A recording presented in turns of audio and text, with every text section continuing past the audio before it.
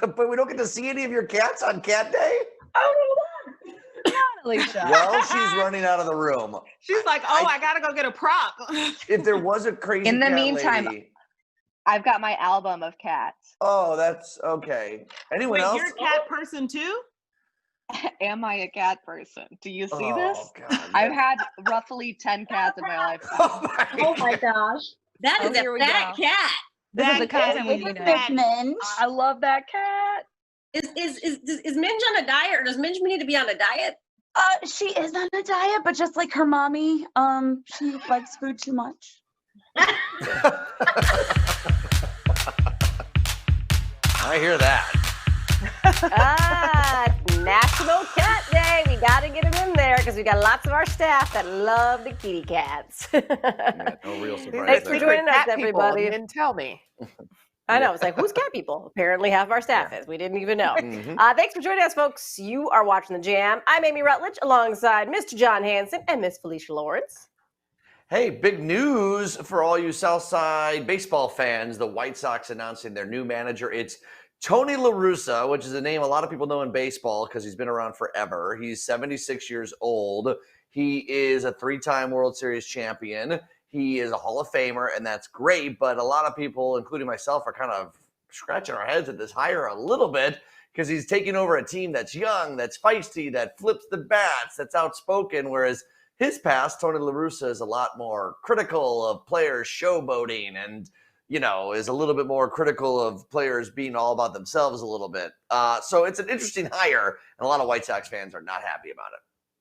Yeah, I'm I'm just looking really forward to it. curious to see how this is going to go. I mean, just because if they're going to clash, I mean, look at how we have cancel culture and the Me Too movement, because there's a big change and a big shift going on with people in terms of how they present themselves in the workplace. So are they going to be able to win on the field if there's a clash between the players and how he manages, you know, versus what they might be used to or what they want right now, what the standards are of today?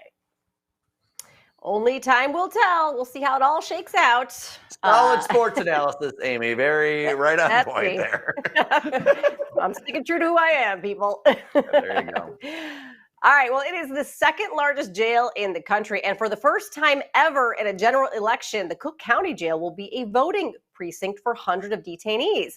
Marlene Jentz is the Assistant Executive Director of Programs for the jail. She joins us now. And I can't even imagine, first of all, thank you for joining us, but I can't even imagine what you guys have had to do to make this work under the conditions of a jail and then COVID-19.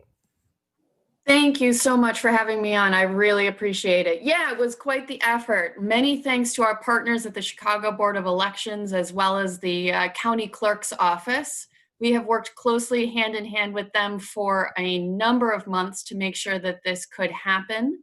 We actually did this in March for the primary, but obviously under the circumstances of COVID, that added another layer of complexity for us.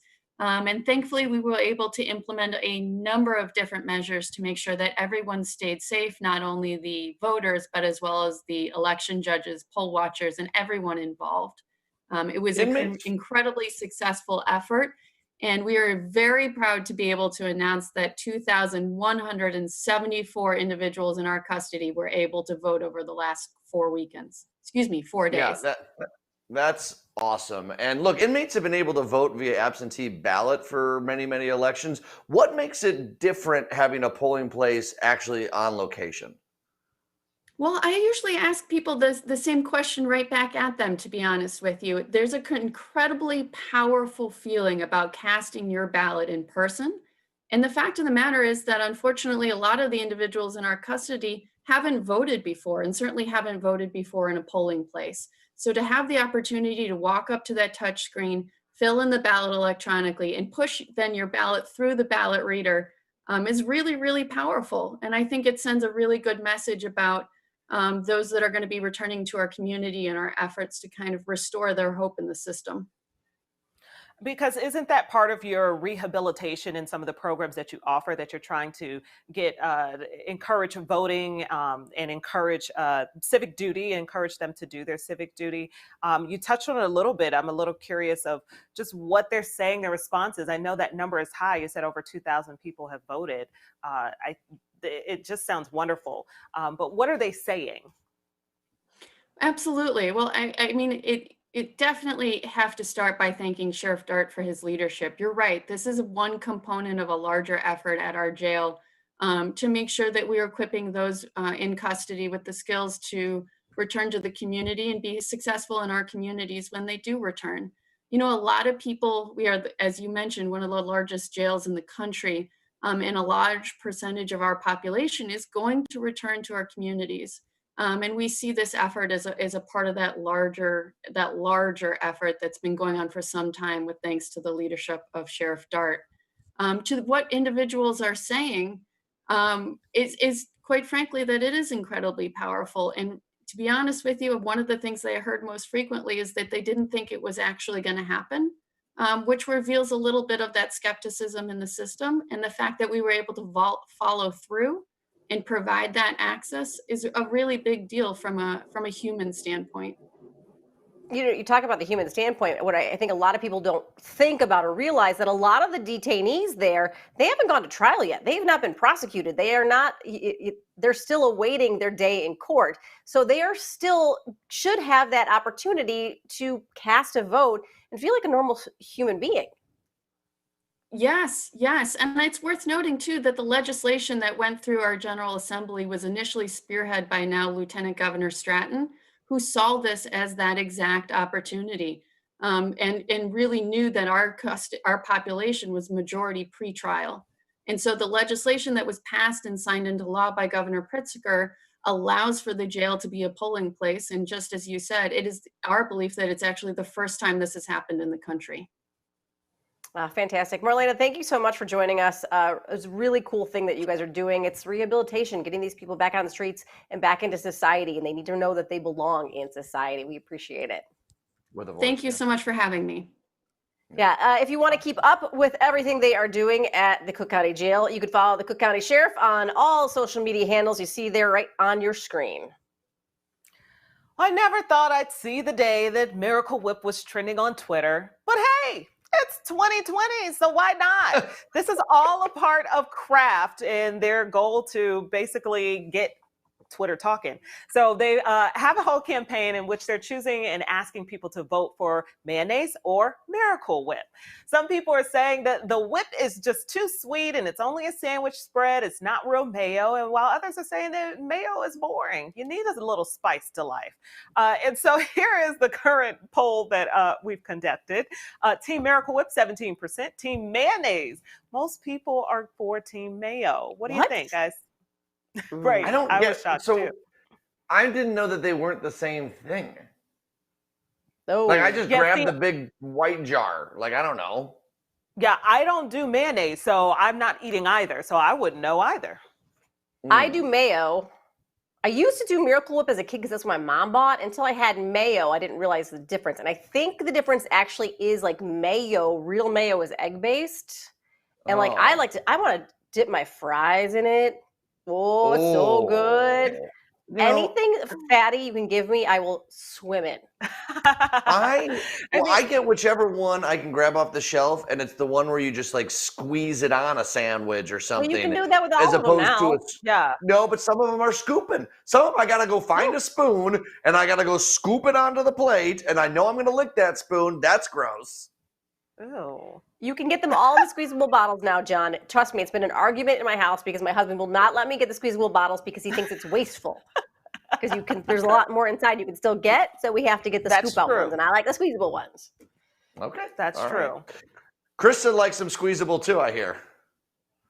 Oh, no, if you saw that Twitter poll, I put the gross neither option purely for myself because I would not choose either. But I heard you guys debating what's the difference between Miracle Whip and mayonnaise, and I have it for you right here. Miracle Whip has half the fat of mayo. So there you go. Okay. And There you guys, I want to tell you what is coming up in trending. Paul Rudd is doing the Lord's work, okay? He did amazing things for voters in New York, and you can see it on our Instagram story at The Jam TV Show. Go follow us, and we'll have more later in the show. We'll be right back.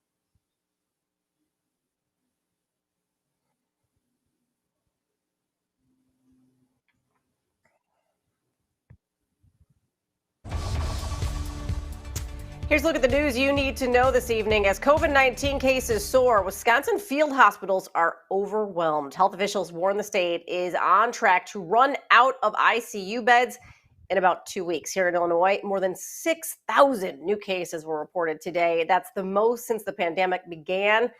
Health officials also report 56 more deaths. Mayor Lightfoot says she is extending the hours for liquor sales at Chicago bars and restaurants to 11 p.m., reversing a curfew that she originally set for 9 p.m.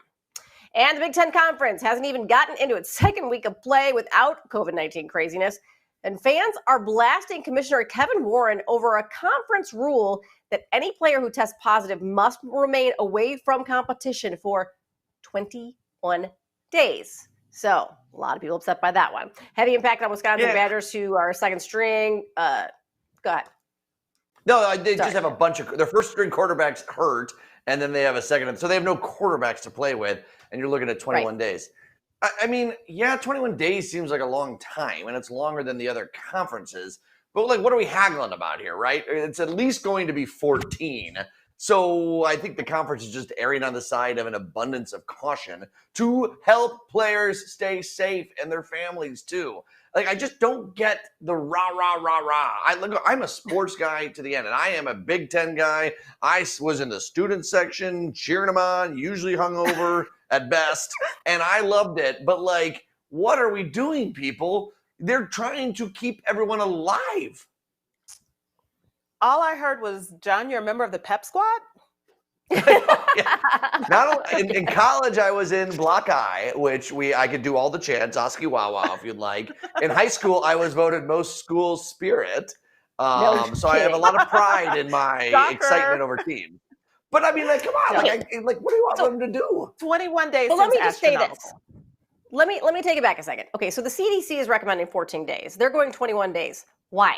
The CDC is obviously giving us the rules to make everyone safe. I understand the frustrations when you're talking about, 7 more days. That's 7, I gotta do the math. Yeah, 7 more days where some player cannot get back on the field. That's potentially a game, maybe 2, possibly, that they're missing out on. And that's a big deal for college sports, as you know, John, especially if it's an older kid going into possibly a career in football or whatever. So it's frustrating when you go, because here's the thing, if you don't abide by the CDC rules and you're not just keeping the minimum of what they ask, then nobody's going to follow the rules at all. Just stick with what they're asking. Don't go above, don't go below. Just stick with it. Yeah, there really isn't a perfect answer. That's the whole point in all the frustration surrounding this COVID situation. There is no perfect plan, period. Yes. Right. And there have been cases that people have shown that they are still shedding the virus long after 14 days. And the 14-day recommendation is based on the idea that you're still going to social distance from people. This is football. So you're going to go back after 14 days and you still might be shedding the virus and you're banging up against people? I mean, I appreciate the condition. I think this is just people upset in general about this whole thing, and they're taking it out on this one rule. So they're upset, and so they're upset already with the rules in place. And let's take it one step further, just cause. What? Right. That's just telling people to say screw the rules. Okay. Well, obviously, we are all ready for a COVID vaccine, but Pew Research studies show that Black Americans are the most hesitant to take it. In one September survey, only 32% of Black adults said they would actually get the vaccine. And their biggest reason is because systemic racism and mistrust of the government, which obviously would not be African Americans' fault. So I got to say that I am open to the thought of a vaccine personally. However, I would definitely not want to be first in line for it. That's just how I personally feel. But we have to dig deeper and look at this mistrust of the government. It's not unfounded. One of the respondents in this article cited the syphilis experiments that were done on Black people. And that wasn't a long time ago. That was well into the 80s that this was happening. You know, and I think of, I brought it up before on the show, but the father of gynecology who was conducting surgery on slave women with no sedation, or to think of Henrietta Lacks, the story of her HeLa cells that are used for a lot of our antibiotics, our basic antibiotics today. I mean, this mistrust of the government and the medical field is not unfounded. And Felicia, it's funny. I totally agree with you too, because you think about how much more affected the African American, brown and black communities are by this virus. So are they testing those folks on a different level with these vaccines? Like, are they affecting them differently? They don't know why the African American and brown communities are more affected. So shouldn't that be a separate trial with the vaccine? So I completely understand the distrust. And they said they had issues trying to get Black people to sign up as participants in these studies regarding the vaccine. Oh, right. And I think you're both hitting the nail on the head. I mean, these are all systemic, large issues, and healthcare is at such an inequity between Black Americans and white Americans and brown Americans too. And when you have such an inequity on basic healthcare, you mix a pandemic into it. Of course, people are going to revert back to this sort of, I don't want to say biases, but the same sort of things that you're talking about, Felicia, right? It's like rooted in this sort of stuff. So I guess the ultimate point is to put a bow on it. Not a good bow is that after we're done with this and COVID-19, we've got a long list of other things we got to do with healthcare to start fixing some of these inequities. So let's one hill first, then the next of them. Okay, let's talk about something more fun, like Halloween. And our favorite part about Halloween is, of course, besides going to Felicia's house, is candy. That is the best part. Something to celebrate for the dynamic duo from Supernatural. We love Jared Padalecki and Jensen Ackles, and they sat down with Brandon Pope. We love him too, to talk about their favorite treats. Quick Halloween question for you guys. Do you have a favorite Halloween candy? Well, I'm a big candy fiend. A lot of people know that. Ackles, I don't think, does candy as much as I do. All sorts of candy. I'm not a big chocolate guy. I'll have it here and there, but I like candy, like sour candy. So I think when they have the little Sour Patch Kid numbers, but when they have the little like solo packets of Sour Patch Kids that you're supposed to have one, I end up going through like 6 or 7, stealing it from my kids, candy bags. That's mine. What's yours? What's mine? Oh man, that's tough. Reese's. Oh yeah. Oh, those are great. Yeah, for sure. What's your favorite Halloween candy? Favorite Halloween candy. I do not like the candy corn. That is not my favorite. What's It's your the problem with worst. candy corn, man? What do you have against candy corn? Because it's not candy and it's not corn. It's neither. What my favorite, man? I'm old school. I like the little bite-sized Snickers all day. Yeah, classic. Oh, I like candy corn though, but that's okay. You can watch Supernatural tonight at 7 p.m. on CW26. Dee, do you like candy corn? We're just going to pretend that you didn't say that, John. We're going to move on. We're going to talk about what's coming up in the show, because who likes candy corn? All right, everyone. We may or may not be putting some rumors down, okay? We're talking about 2 very specific, very popular shows. I'll give you a hint. It's Reba. We're talking with JoAnna Garcia Swisher and Nick Swisher coming up next.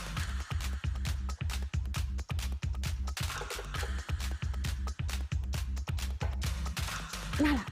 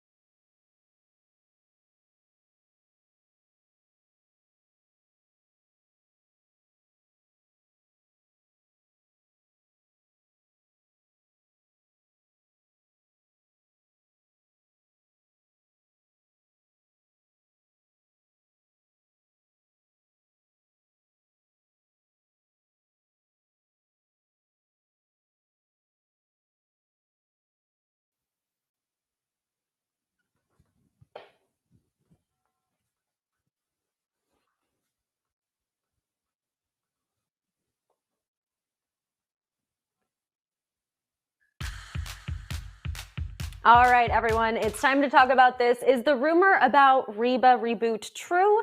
Will actress JoAnna Garcia Swisher survive another season of Sweet Magnolias? Well, I tried to get some of those sweet deets from her and her hubby, Nick Swisher. Check it out. Filming Sweet Magnolias Part 2, obviously it ended in a major cliffhanger. Can you tell us anything about season 2? I can tell what I do know 100% is that I was told by my showrunner, she's like, everybody's so worried about who's in the car. She's like, but once season 2 rolls out and you start reading those scripts, she's like, that's like the least of our worries. Drama. I'm like, I just don't even know. It's like, what does that mean? I just all of a sudden got very nervous for Maddie. I was like, you wouldn't put 2 of my kids in that car. You wouldn't do that. You wouldn't do that to her. So apparently it's going to get juicier and saucier and more exciting. So it'll be a fun, wild ride. And as soon as it's safe for us to go back, I think that's starting to happen a little bit more, especially in Georgia, which is where we are shooting the show. We are back at it. That's it. And 2021, you'll have a season 2 of Sweet Magnolias. Yeah, absolutely. We've heard some rumors about a Reba reboot. I don't know if we want to settle those today. We can talk a little later.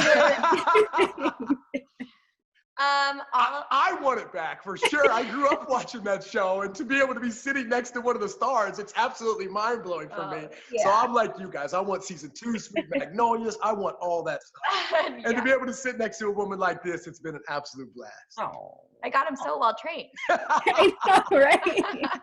Nick and JoAnna, any favorite Chicago memories? Nick, I know obviously you played with the White Sox. Any favorite memories there? Oh, I've had memories from Chi-Town. I mean, my father played for the Cubs back in the 70s. I mean, come on, Chi-Town. I got to live in the South Loop when the time I was there. And not only that, just the overall success that the White Sox have had, as well as the Chicago Cubs. I mean, Chicago is a baseball town in my mind, no doubt about it. I wish them nothing but the best of luck in the future. And his brother and my brother-in-law he's getting married in Chi-Town, so we will be there. Yeah. We all will be there. No, I'm just kidding, guys. And just for the record, they said if this whole COVID thing wasn't going on, I would be invited to the wedding. I just wanted to make sure we all understood that. But guys, you can go ahead and keep up with Joe and Nick on Instagram. For more of this interview, head over to our Facebook page and website at The Jam TV Show. We also talk about a super important campaign that they're part of, all about allergy awareness. So go ahead and check that out. For now, we'll be right back.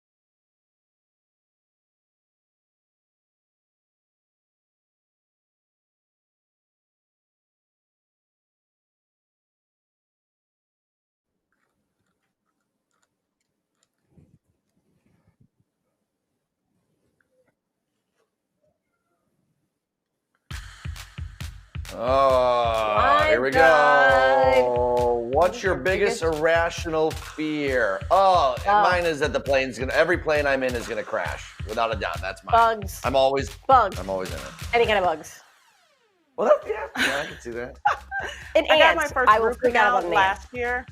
I got my first root canal last year, and it took 3 times for me going to the dentist. And I'm like, is it okay? I still nurse it like it's not been here a long time. So going to the dentist, yeah, I guess that makes sense. Can we get I don't know if we can get Krista or Deanna in here. I don't know if that's possible, Dan, but I don't know if they have irrational fears. Now I'm go. Oh, okay. So are we Crystal, not you got fun one? enough for you, John? Just really not these quickly, answers. I have a fear of tiny holes. That's actually a real thing, though. I forgot like the scientific We name gotta for leave it, that but one the right tiny there. holes.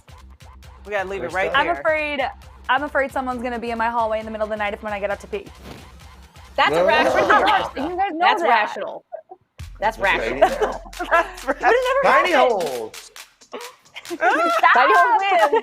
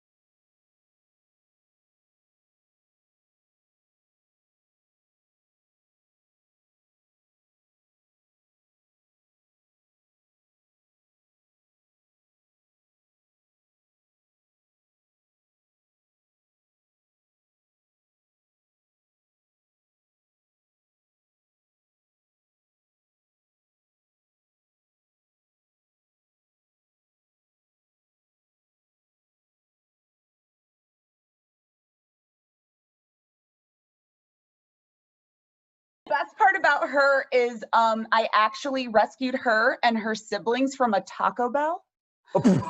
Well, I mean, So I call her Taco Cat. Did you rescue them or deprive them from some good food? Maybe a little bit of both, but she knows whenever Taco Bell comes to the house and she hears that bag, she comes running. She knows the sound of the food of her people. Like the Taco Bell bell, like the dong, and she just. And you got to see that little booty running. She looks like a butterball turkey from behind. Well, don't we all look like a butterball turkey from behind right now? You gotta give the poor cat a little bit of a break, right? Okay. Thanks for joining us, everybody. You are watching The Jam. I'm Amy Rutledge alongside John Hanson and Miss Felicia Lawrence. Hello. And hey, if you guys are going to be voting on this election day coming up on Tuesday, the United Center is going to be a super site for folks, open from 6 a.m. to 7 p.m. Same day voter registration. You can turn in your vote by mail ballots, everything in person. It doesn't matter if it's not your normal precinct. I think the thought process behind it is to have more space so people can socially distance while they vote.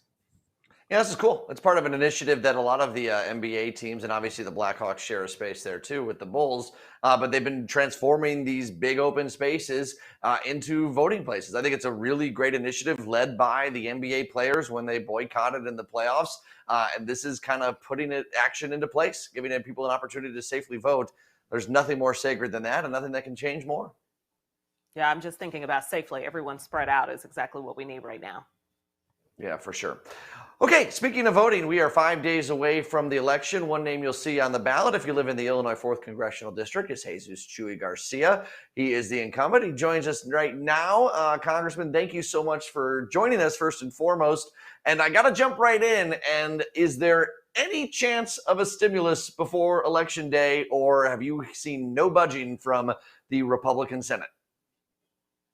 I don't think it's going to happen. Perhaps some sort of an agreement in principle, but in terms of a vote, not going to happen. We have run out of time. My hope is that we do a stimulus right after the November 3rd election. I hope that happens immediately because, as we all know, there are a lot of people who need that funding right now, or as in yesterday. My neighbors, including my neighbors. So yes, all over my district, working class people need help. Yes. So your district, District 4, I mean, it's huge. Humboldt Park, parts of the west side, parts of the southwest side, parts that are heavily impacted by COVID. A lot of Black people as well as Latinos in the community. You sponsored the My Health Equity and Accountability Act to help with healthcare and some of the inequities that we see with that. What else do you think needs to be done now that I think the wool has really been removed and shown? Now we can see all the inequities they are bearing in front of us right now just because of COVID. Well, I think we have to address a host of issues, including criminal justice reform. We passed such reforms out of the House of Representatives. Mitch McConnell bottled them up, as he has about 600 bills that have been passed out of the House, many of them with Republican support. We'll have to address continuing health care, the expansion of the affordable health care, as Joe Biden has proposed to do. We're going to have to address housing access. There are a lot of homeless people across the country. The pandemic will only worsen that. We have to make home ownership a reality for people. We've got to rebuild our public housing system with innovation and good thought. We need to address our transportation system and rebuild our infrastructure across the country. It's part of the reason that I campaigned to become a member of the Transportation and Infrastructure Committee. That committee will be charged with doing that. We did pass a significant bill that moves us in a more green, sustainable direction that begins the process of rebuilding our infrastructure, especially investing in transit so that we get people out of their cars and we decongest the streets and the highways across the country, including in Chicagoland. We have to deal with immigration reform. We passed two significant bills in the 116th Congress, but again, Mitch McConnell bottled them up. We passed the legislation for equal pay for women so that they get paid what men are paid for doing the same exact jobs. And of course, we have to continue our work on corporate accountability. Much of that work is done in the Financial Services Committee, where I also serve, very relevant to the community that I represent in the 4th District. Congressman, it looks like the Democrats will likely hold the House. We won't know for sure for 5 days. The Senate's in question. You got a few Senate seats in Arizona, in Texas, where there's a big Latino population. Obviously, Joe Biden, some polls indicate he is a little bit behind Hillary Clinton's pace in Florida and other places with the Latino vote. Are Democrats doing enough? Is Joe Biden doing enough to reach out to the Latino community? Well, I think we're there now. I wish there would have been an earlier investment in both Florida as well as Texas, but we are where we are. We may take both states. What I see in the reports that I hear coming out of Texas is an unprecedented number of people voting there early. The Texas General Assembly, the Supreme Court have really suppressed Latino voters, African-American voters throughout Texas. They've made it so difficult to cast a vote. One voting location in an entire county throughout Texas is crazy. Voting ought to be made simple and easy for everyone.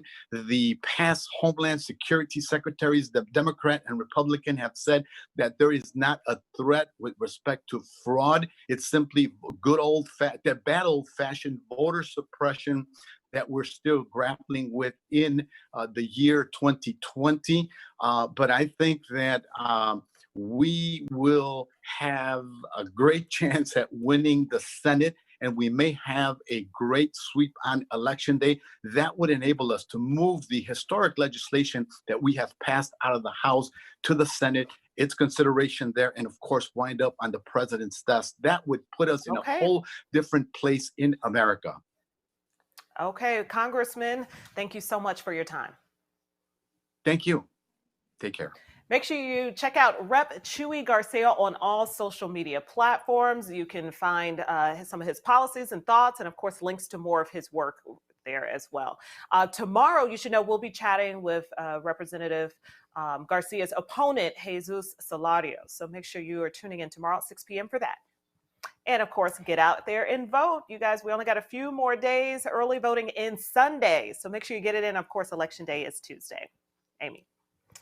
Okay, guys, New Jersey Senator Cory Booker just found out his family is bigger than he thought, and maybe a little bit more famous to boot.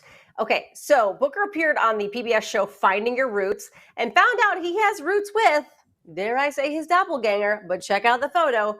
Oh yeah, RuPaul. Cory and RuPaul are actually cousins. Booker was on the show back in 2012. RuPaul did a recent episode. Since they keep the data of the past guests they have on, they made a connection. And Booker says they have a common DNA chain, which means they're probably very, very close cousins. Isn't that cool? Oh, very cool. So Senator Booker was actually just on Wendy Williams' show, and they were talking about this. And he was like, yeah, RuPaul's my cousin. And so it's just, I don't know, it's weird. It's interesting. I would love for RuPaul to be my cousin. So pretty cool. Yeah, I would find out who my cousins are too. Yeah, that'd be really cool. cool. Who else would you want? Ooh, as your cousin? Like, who's like the person you want most as your cousin? Not my cousin, your cousin. Though I don't think it would work out if you backed up the genealogy probably on that one. I don't know. Like someone that would be like coming over to like for family reunions. I don't know. I'm going to pick some dead president. Why are we even asking this question? It's Right. I some don't boring even know why we answer, keep you know, going. like, Abraham Lincoln. yeah, well, that would be cool. Okay, cool. I have nothing else to add to this. Oh, by the way, Amy, you texted me a little bit ago that I'm not blinking enough. Do I need to blink you're more? blinking a lot. You're like this. You're like this. These texts like, that we "What's get wrong?" like between the show.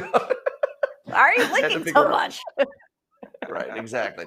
All right, guys. Well, coming up after the break, a frantic search for a missing baby turns out to be a hoax while Walmart is unstocking its shelves of a hot commodity. The Jam will be right back after this.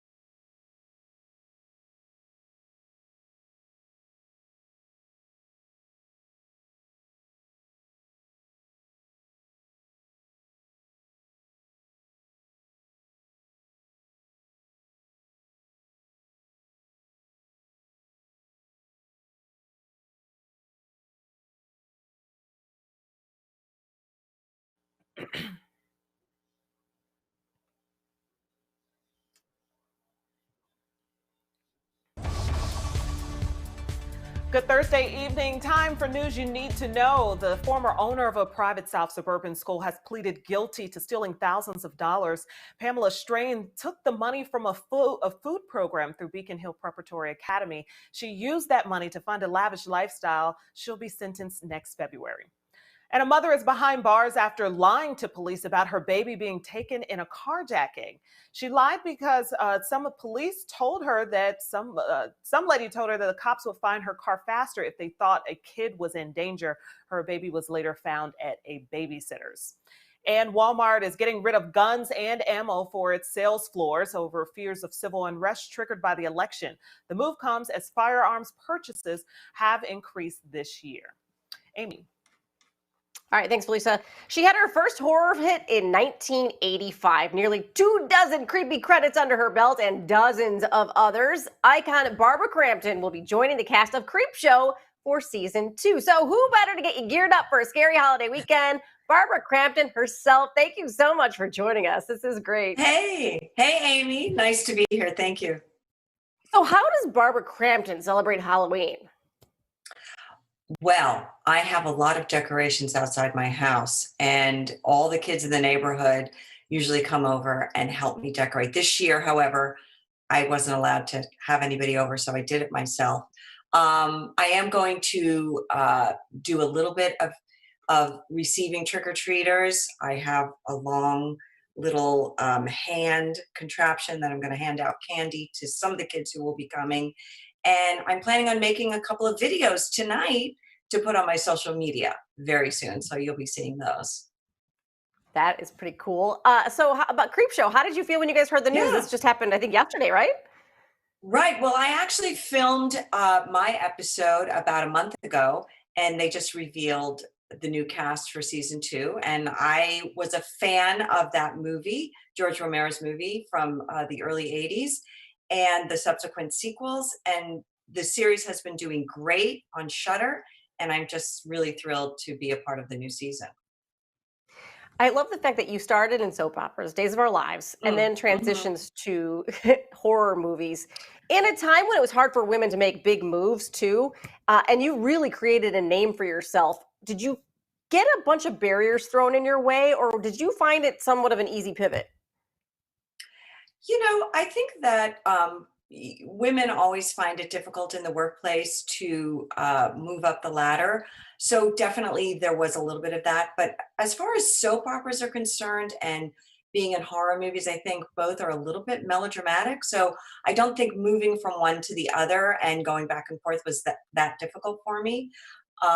So I was pretty able to make that transition going back and forth. Well, it's kind of been nonstop work from you since the day you started. How do you kind of keep it going, keep it relevant? I like the horror genre. I'm always fascinated by how they change things. Well, you know, I think in the old days, you know, the term Scream Queen was very popular, and there was a lot of, I don't know, I'd say, you know, more intensified storylines as far as women having to be saved or, you know, running from terror or just horrible things. And now I really feel like horror has evolved, and it's sort of, you know, mirrors a little bit of real life. We had Get Out from Jordan Peele recently, and I'm kind of tending to see that there's a lot more social commentary in movies now that are scary. And I think with, you know, we love stories. All of us love to hear stories, tell stories. Everybody's watching television and watching series during this time of COVID more than ever. And, you know, telling stories never goes out of style. And there's a lot to be scared of lately, especially. And I think that horror just really allows you to tell a lot of different kinds of stories and dig deep into what scares us personally. And I just really like the social commentary that I'm seeing lately. Well, I agree with you. I think it's great too, because it's also hitting a younger crowd who want to go to the horror movies, and they're getting the social commentary and maybe not necessarily realizing it. But tell me, before we let you go, give me your top 5 favorite horror movies. I like the Texas Chainsaw Massacre because it feels like it's a real happening. It was shot in 16 millimeter, so it feels like it's a home movie. I like The Shining. I like Rosemary's Baby. I like The Babadook. And one more do I have? I would say The Haunting, Robert Wise movie from the 50s. Man, I just can't. I get so, like, they make me so tense. I can't relax for Really? days. Oh, okay. Well, there's But some they're still comedies fun. out there for you too. And there's comedy and Yeah. horror you can watch as well. Right. Well, those are fun too. And Barbara, thank you so much for joining us. Such a pleasure. Such a great night to talk to a horror icon right before Halloween. You can follow Barbara on all her social media platforms on your screen and log on to epic-pictures.com for details on her new movie called Sacrifice, which is also coming out soon. Krista. Amy, I know it's not even Halloween yet, but one celeb ain't ready for the holidays. I'll tell you guys more after the break. And here's a look at your Friday forecast. We'll be back right after this.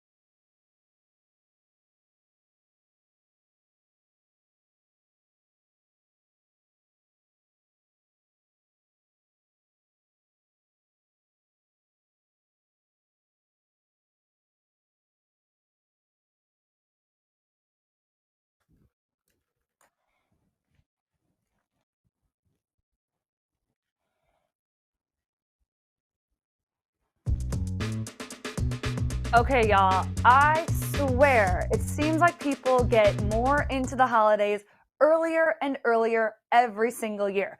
But Mariah Carey, nuh-uh, she tweeted she ain't ready yet. So a fan posted this, it's a screenshot of Google Trend, and it's showing the searches for All I Want for Christmas Is You, the classic. But this chart is showing the upticks in searches that they all begin in late October and November, and then they peak in December. But this tweet, it zooms in, as you can see, on this little recent upward curve, and they captioned, "It's happening."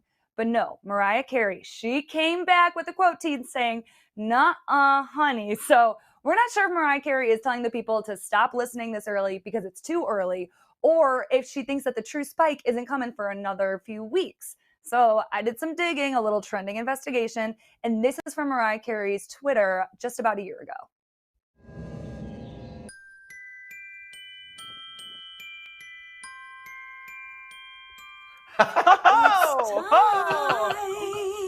Santa! Notice the date on Mariah Carey's phone said November 1st. So it being October 29th, yeah, I think she's calling us out and saying it's too early. And I've already seen some of my friends start to put decorations up. They've got wreaths. And I'm like, y'all, it's not even Halloween yet. So I think because of pandemic, people are itching to get into the holiday spirit. When will your households, turn all holly jolly? Amy, I have a feeling you're going to do it early. I am going to do it early, because we will do it earlier this year. But when it snowed the other day, I came home from dropping the kids off at school, and my husband had turned on All I Want for Christmas, just to be funny. But we will probably do a solid month and a half before Thanksgiving for sure. You know, I am such a hater of most things, except things that I love, like this. And I'd say anyone can do it at any point. Let's get Mariah Carey those residuals. Let's fill up her bank account. Let's make it go ring, ring, ring like the jingle bells on Santa's sleigh, baby. Bring it on November 1st. I love it. You shouldn't deny anyone their joy or their happiness right now. Not right now. Not in the middle of this pandemic. Don't do it. So it's not too early. Go forward. But I mean, I will say Mariah Carey clearly knows Santa, and we might need to listen to what he's saying.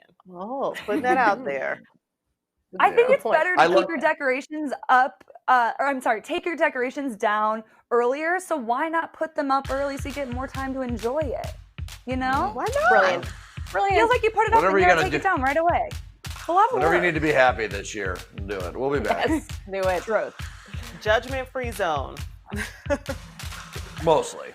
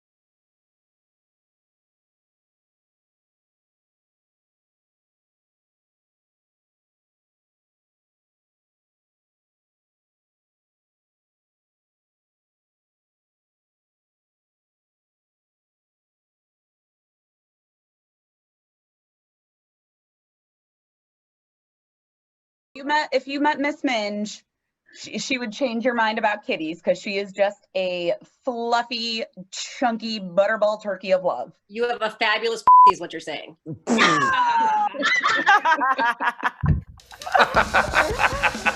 That was funny then, it's funny now. Hey, I'm just describing the situation in shorter words. It's actually funnier with the bleep. It usually is. Okay, guys. Look, we've all had moments where we walk into a room and we feel like we're the smartest one there. Have that a lot. No, but in reality, I have so many moments, and I'm sure you all do too, where you do something or you say something and you're like, am I the stupidest person alive? So Felicia, what's your, oh my God, I'm really stupid moment? Yeah, you should have started with me because I don't, this one was hard. I'm gonna keep it real. And I think it's because I try to be a positive person and not highlight those moments. I couldn't really come up with one, but I do remember like when I was a kid, I used to be like, look at my mom, like, why is she always complaining about the price of gas?